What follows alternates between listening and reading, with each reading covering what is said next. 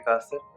Sir आज आप हमें जो एयर थेरेपी है, वायु तत्व उसके बारे में डिटेल में जानकारी दें हमारे 7 होल एसेंशियल के व्यूअर्स को। वायु तत्व एक इस पृथ्वी पर आने वाला दूसरा तत्व है।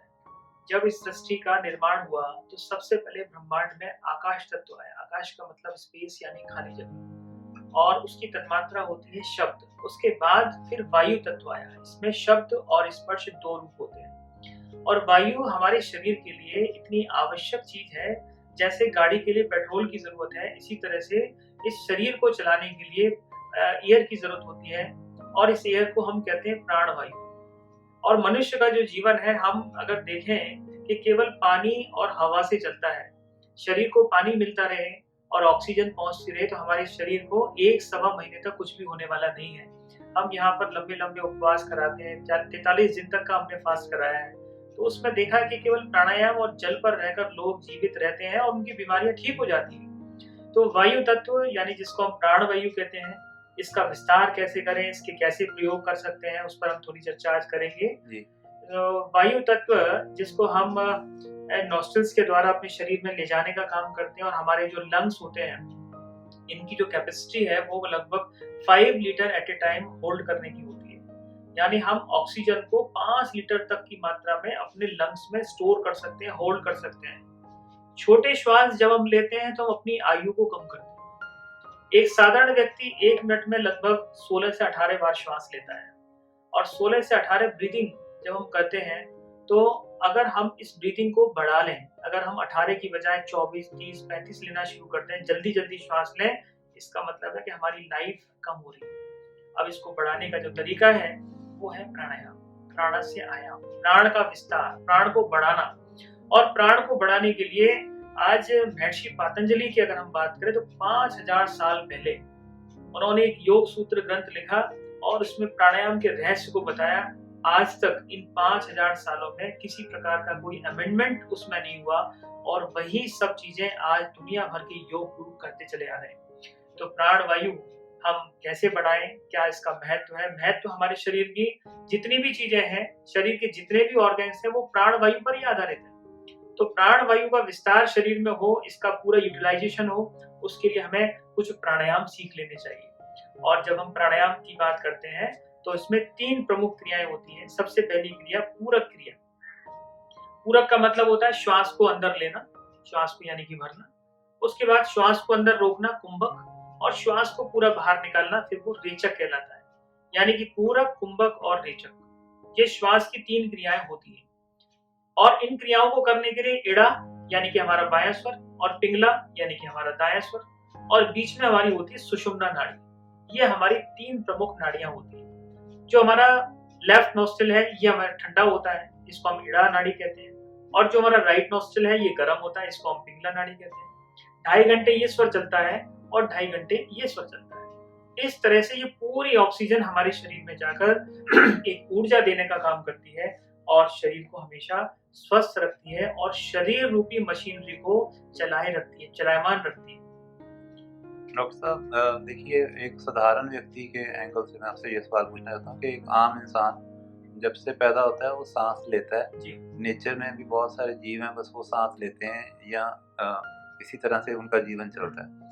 तो उन सांसों को रेगुलेट करना या जो प्राणायाम जैसी विधियां जो महर्षि पतंजलि जी ने हमें बहुत हजारों वर्ष पहले दी, उनका उपयोग करना जो है आम इंसान के लिए ईज़ी है, कोई ज़्यादा मुश्किल नहीं है। और वो प्रयोग कैसे करें उसके बारे में आप हमें थोड़ा-सा बताएँ? उसके लिए हम 2-3 तरीके अपना सकते हैं। सबसे पहला जो प्रयोग जो है वो है मॉर्निंग वॉक करें। लगभग 30 से 35 मिनट हर व्यक्ति को मॉर्निंग वॉक करनी चाहिए। जब हम खुली हवा में सैर करते हैं तो हमारे फेफड़ों में पूरी तरह से ऑक्सीजन जाना शुरू हो जाती है। दूसरा प्रयोग है किसी भी योग गुरु के या योग शिक्षक के सानिध्य में हम प्राणायाम का अभ्यास सीख लें।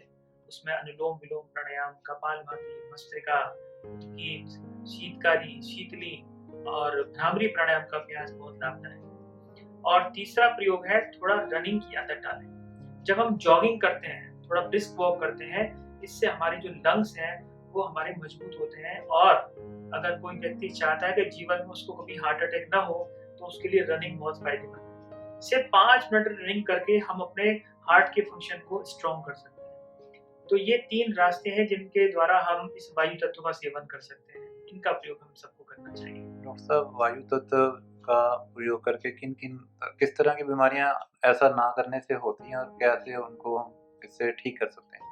देखिए, जो एयर है वो हमारे शरीर में मुख्य रूप से जिनको ब्रीथिंग की प्रॉब्लम है, जिनको ब्रोंकाइटिस है, ट्यूबरकुलोसिस है, एम्फीसीमिया है या जिनको कोई सीओपीडी की प्रॉब्लम है, उन सारे केसेस में सबसे ज़्यादा जो आवश्यक चीज़ें हैं, आजकल जैसे कोरोना चल रहा है, तो सबसे पहले इसमें ब्रीथिंग की प्रॉब्लम आती है, श्वास को लेने छोड़ने परेशानी है, दम घुटा-सा लगता है, हमारे टेस्ट बड्स काम करना बंद कर देती हैं।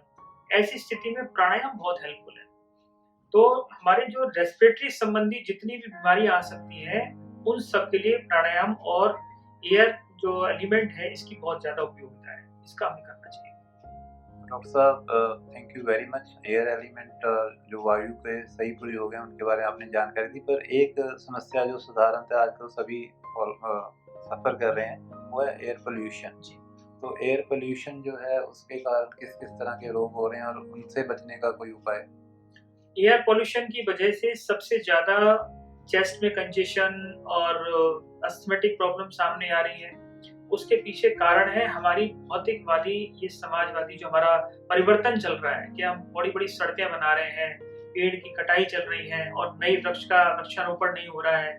ऐसी स्थिति में पूरा वर्षा चक्र, पूरा जीवन चक्र, पूरा जो सिस्टम है वो डिस्टर्ब हो रहा है।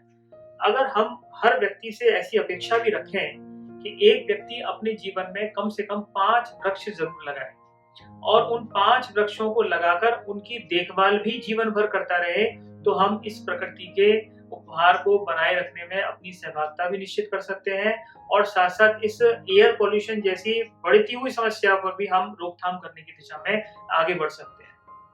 डॉक्टर साहब, एक बहुत जो आज समाज में चलन है वो है एसी का, जी। और अब जो नया उपयोग में आया है वो है एयर जो प्यूरीफायर्स हैं। जी।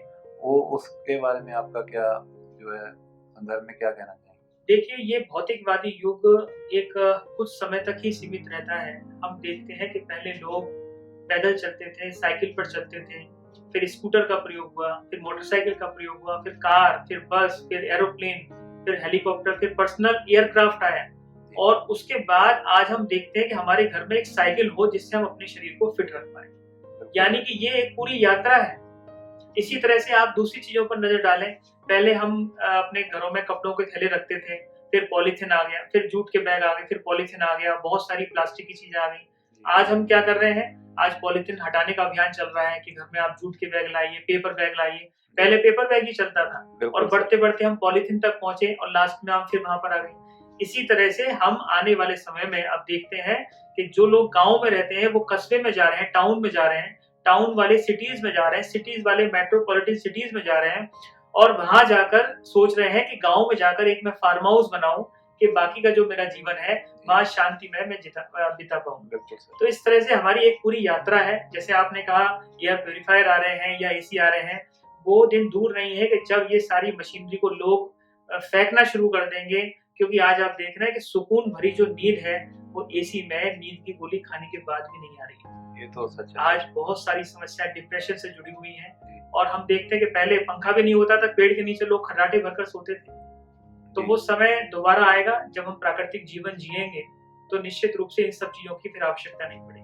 तो मुझे लगता है सर इस वीडियो के माध्यम से हम व्यूअर्स को ये मैसेज देने में कामयाब रहेंगे कि वायु जो है कितनी इम्पोर्टेंट है और कैसे उसको अच्छे से उसके नेचर के पास जाके आप उसका खुद से अपने जीवन में ला सकते हैं यूज़ और ठीक रह सकते हैं। शुक्रिया डॉक्टर विकास सर। धन्यवाद। Thank you.